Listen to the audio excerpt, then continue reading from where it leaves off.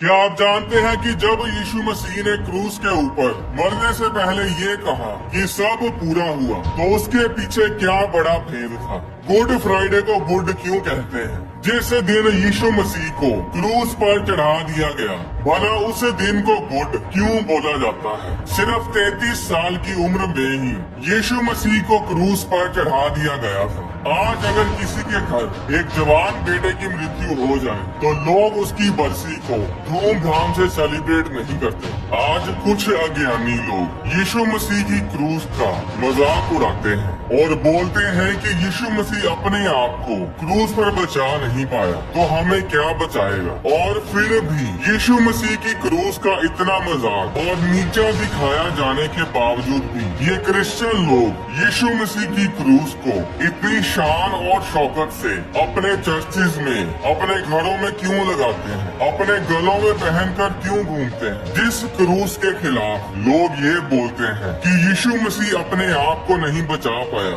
वो तुम्हें क्या बचाएगा, तो उसी क्रूस की कहानी को क्रिश्चियन लोग छुपाते क्यों नहीं? क्रिश्चियंस खुद लोगों को ये क्यों बताते हैं कि यीशु मसीह सारी दुनिया के लिए क्रूस पर कुर्बान हो। यीशु मसीह मरने के बाद तीसरे दिन जी उठे थे और फिर 40 दिन इस धरती पर रहने के बाद वे जिंदा स्वर्ग चले गए और वो स्वर्ग में सिंहासन पर विराजमान है। पर फिर भी ये क्रिश्चियन लोग परमेश्वर के सिंहासन को दिखाने की बजाय, परमेश्वर को जी उठा दिखाने की बजाय उस क्रूस के पीछे ही क्यों पड़े हुए हैं? उसी क्रूस से ही क्रिश्चियन लोग अपनी पहचान क्यों करवाते हैं? उस क्रूस के भेद को जानने के लिए हमें ये जानना होगा कि उस क्रूस का मतलब क्या था और यीशु मसीह का इस धरती पर जन्म ही क्यों हुआ। क्या आप जानते हैं कि यीशु मसीह ऐसे पहले नहीं थे जो क्रूस पर चढ़ा दिए गए थे? क्रूस की सजा उस समय की सबसे भयानक सजा थी जो रोमी सरकार के द्वारा खतरनाक से खतरनाक अपराधियों को दी जाती थी। यीशु मसीह से पहले भी बहुत से लोगों को क्रूस पर चढ़ाया गया था। लोग उस क्रूस को श्रापित मानते थे और कभी भी उस क्रूस को अपने घरों में सजा कर नहीं रखते थे। लोग फांसी के फंदे को अपने घरों में सजा कर नहीं रखते। तो फिर यीशु मसीह के क्रूस पर चढ़ाए जाने में ऐसी क्या खास बात थी कि लोग उस श्रापित क्रॉस को अपने घरों में सजा कर रखने लगे? आदम और हवा ने परमेश्वर की आज्ञा तोड़कर पाप किया था। अब क्योंकि परमेश्वर एक न्यायी परमेश्वर है, इसलिए वो आदम द्वारा की गई गलती को नजरअंदाज नहीं कर सकता था। जो गलती आदम ने की थी उसकी सजा उसे मिलनी ही थी और वो सजा थी मौत। बाइबल में बहुत जगहों पर मौत को शारीरिक मौत नहीं कहा गया। मौत का मतलब है परमेश्वर से दूरी, परमेश्वर से जुदाई। हर इंसान जो पैदा होता है उसने एक न एक दिन मरना ही मरना है। पर फर्क बस इतना है कि कोई परमेश्वर से दूर नर्क में जाएगा और कोई परमेश्वर के पास स्वर्ग में। कोई भी जज अपराधियों को बिना पेनल्टी के, बिना सजा के माफ नहीं करता। अगर वो बलात्कारियों को, खूनी लोगों को बिना सजा दिए ही छोड़ दे तो फिर कहाँ का न्याय? इसका मतलब ये होगा कि न्याय है ही नहीं और वो जज एक सही जज नहीं है बल्कि एक निकम्मा जज है। 16 दिसंबर 2012 को एक 22 साल की लड़की का गैंग रेप कर दिया गया, जिसे लोग निर्भया रेप केस के नाम से भी जानते हैं। वो केस इतना भयानक था कि इस खबर को सुनकर सारा इंडिया बौखला गया था। लोग उस बेटी को इंसाफ दिलाने के लिए सड़कों पर उतर आए थे। हर किसी के मुंह पर एक ही बात थी कि दोषियों को मौत की सजा दी जाए, उन्हें फांसी की सजा दी जाए। और ऐसा हुआ भी, उसके दोषियों को फांसी की सजा सुनाई गई और इस तरह उस बेटी के खिलाफ किए गए अपराध का इंसाफ किया गया। और इसी तरह परमेश्वर का न्याय भी है। आदम ने पाप किया और उस पाप की सजा थी मौत, यानी परमेश्वर से हमेशा की जुदाई, यानी नर्क की सजा। पर परमेश्वर ने हमसे इतना प्रेम किया कि परमेश्वर ने हमें उस सजा से बचाने के लिए एक सोल्यूशन दिया और वो सोल्यूशन था एक बेगुनाह जानवर की कुर्बानी। एक पापी इंसान के बदले एक बेगुनाह जानवर को कुर्बान किया जाता था और इस तरह पापी मनुष्य परमेश्वर के क्रोध से, उसके न्याय से बच जाता था। इब्रानियों अध्याय 9 की 22 आयत में लिखा, बिना लहू बहाए पापों की कोई क्षमा नहीं। जानवरों का लहू पाप क्षमा के लिए कोई पक्का इलाज नहीं था।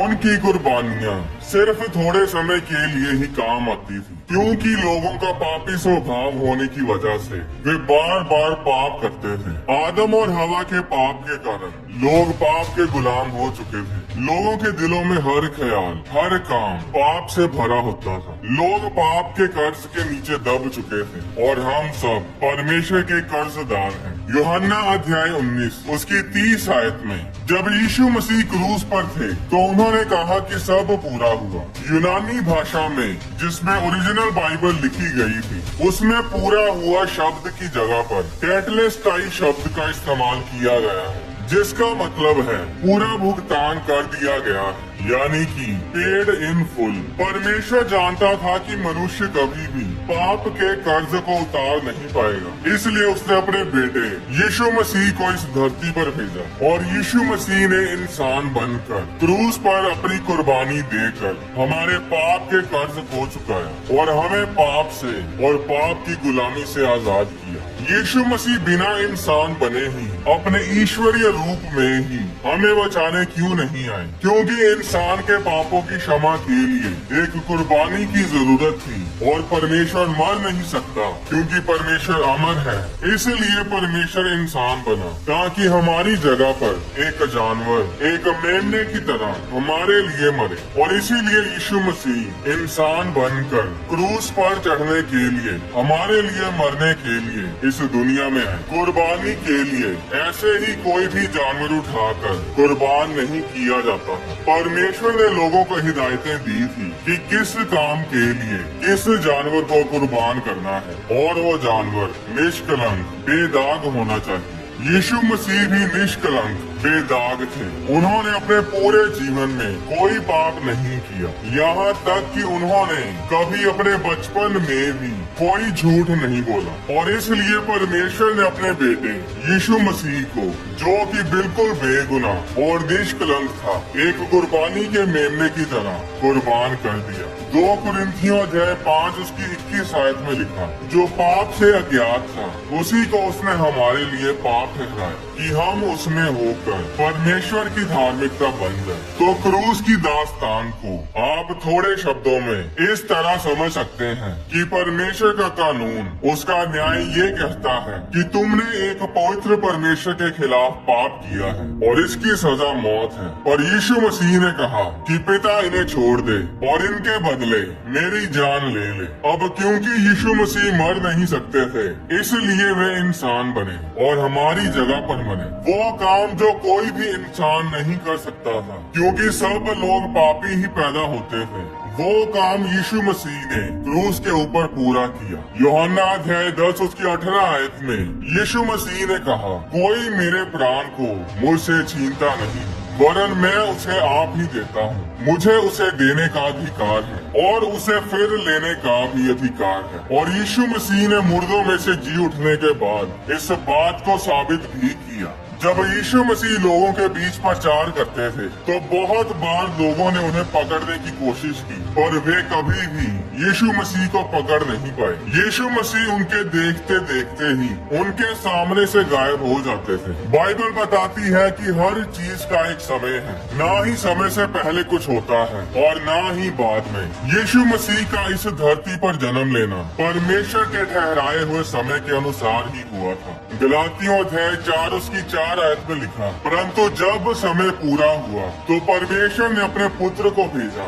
जो स्त्री से जन्मा और व्यवस्था के अधीन उत्पन्न हुआ। यूहन्ना अध्याय 7 उसकी 25 आयत में यरूशलेम के लोग यीशु मसीह को प्रचार करता देखकर कहने लगे, क्या ये वह नहीं जिसके मार डालने का प्रयत्न किया जा रहा है। परंतु देखो, वह तो खुल्लम खुल्ला बातें करता है और कोई उसे कुछ नहीं कहता। सबको पता था कि यीशु मसीह को मारने की साजिश की जा रही है, फिर भी यीशु मसीह खुले आम प्रचार करते थे। यूहन्ना अध्याय 7 उसकी 30 आयत में लिखा, लोगों ने यीशु मसीह को पकड़ना चाहा तो भी किसी ने उस पर हाथ ना डाला, क्योंकि उसका समय अब तक ना आया था। जब यीशु मसीह को पकड़ने के लिए सिपाही भेजे जाते थे तो वो सिपाही खाली हाथ वापस आ जाते थे। यूहन्ना अध्याय 7 उसकी 45 आयत में महायाजकों और फरीसियों ने सिपाहियों से पूछा कि तुम यीशु मसीह को क्यों नहीं लाए? तो सिपाहियों ने उत्तर दिया कि किसी मनुष्य ने कभी भी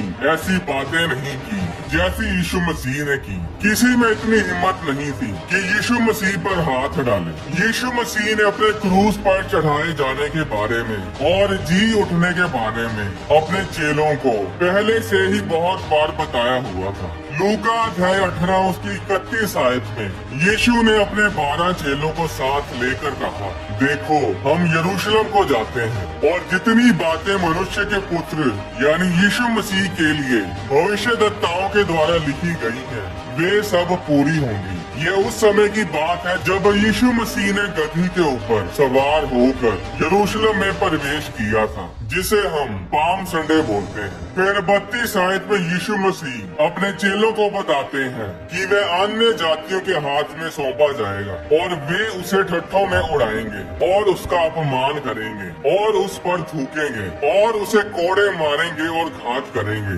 और वह तीसरे दिन जी उठेगा। ये सब बातें यीशु मसीह ने अपने चेलों को यरूशलेम जाते समय रास्ते में बताई थी, ये जानते हुए भी कि यरूशलेम में उनके साथ क्या होने वाला है। यीशु मसीह अपनी मर्जी से यरूशलेम में आए और फिर वो समय आ ही गया जब यीशु मसीह को पकड़ा जाना था। और इसके बारे में भी यीशु मसीह ने अपने चेलों से पहले ही बोल दिया था। यूहन्ना अध्याय 12 उसकी 23 आयत में यीशु ने अपने चेलों से कहा, वह समय आ गया है कि मनुष्य के पुत्र की महिमा हो। आज जो लोग पैसों के कर्जे के नीचे हैं, किसी के घर के ऊपर कर्जा है तो किसी की गाड़ी के ऊपर, उन सब लोगों को एक उम्मीद है कि 5 साल बाद या 10-15 साल बाद उनका कर्जा, उनका लोन खत्म हो जाएगा। पर पाप का कर्जा इन पैसों के कर्जों के सामने बहुत ही भयानक था। उसके खत्म होने की कोई तारीख नहीं थी और न ही उसे कोई उतार सकता था, क्योंकि कोई भी उस कर्जे को उतारने के काबिल नहीं था। यीशु मसीह ने क्रूस के ऊपर हमारे उस पाप के कर्जे को खत्म किया और हमारा परमेश्वर के साथ मेल मिलाप करवाया। जो दूरी इंसान और परमेश्वर के बीच आदम के पाप के कारण आई थी, उस दूरी को यीशु मसीह ने क्रूस के ऊपर खत्म किया। पहले लोग परमेश्वर की हजूरी में जा नहीं सकते थे क्योंकि वे सब पाप से भरे होते थे, पर अब हम सब परमेश्वर की हजूरी में जा सकते हैं। अब हम पाप करने से इनकार कर सकते हैं। यीशु मसीह ने हमारे पास प्रेजेंट और फ्यूचर के पापों को क्रूस के ऊपर खत्म कर दिया। अब किसी को भी किसी जानवर की कुर्बानी देने की जरूरत नहीं। जरूरत है तो सिर्फ यीशु मसीह की कुर्बानी पर विश्वास करने की। और यही कारण है कि क्रिश्चियंस इतनी शानो शौकत से उस क्रूस को दिखाते हैं, उस क्रॉस की जगह जगह पर खुद गवाही देते हैं और लोगों को बताते हैं कि अपने पापों से तौबा करो और परमेश्वर के पास आओ। यीशु मसीह ने सारी दुनिया के लिए क्रूस पर कुर्बानी दे दी है। अब हमारा कर्जा उतर चुका है, पर वो कुर्बानी परमेश्वर ने लोगों के ऊपर जबरदस्ती नहीं थोपी। बाइबल में लिखा है कि जो कोई उस कुर्बानी पर विश्वास करेगा वही बचाया जाएगा, वही उस श्राप से आजाद होगा। एक और ध्यान देने की बात यह है कि यीशु मसीह क्रूस पर मरे, इसके बारे में खिलाफत करने वाले लोगों को किसने बताया? क्या इसके बारे में उन्होंने बाइबल से या मसीही लोगों से नहीं सुना? अगर वो बाइबल में लिखी इस बात पर विश्वास करते हैं कि यीशु मसीह क्रूस पर मरे, तो फिर उसी बाइबल में ये भी तो लिखा है कि वो मरने के बाद तीसरे दिन जी भी उठे। फिर उसी बाइबल में ये भी लिखा है कि यीशु मसीह ही मार्ग, सत्य और जीवन है। बिना यीशु मसीह के कोई स्वर्ग नहीं जा सकता। स्वर्ग जाने का एक ही रास्ता है और वो है यीशु मसीह। परमेश्वर ने ये कभी नहीं कहा कि लोगों को जबरदस्ती मेरे पास लेकर आओ या उन्हें जबरदस्ती बपतिस्मा दो। परमेश्वर को हमारी जरूरत नहीं बल्कि हमें परमेश्वर की जरूरत है। मत्ती अध्याय 10 उसकी 14 आयत में यीशु मसीह ने कहा,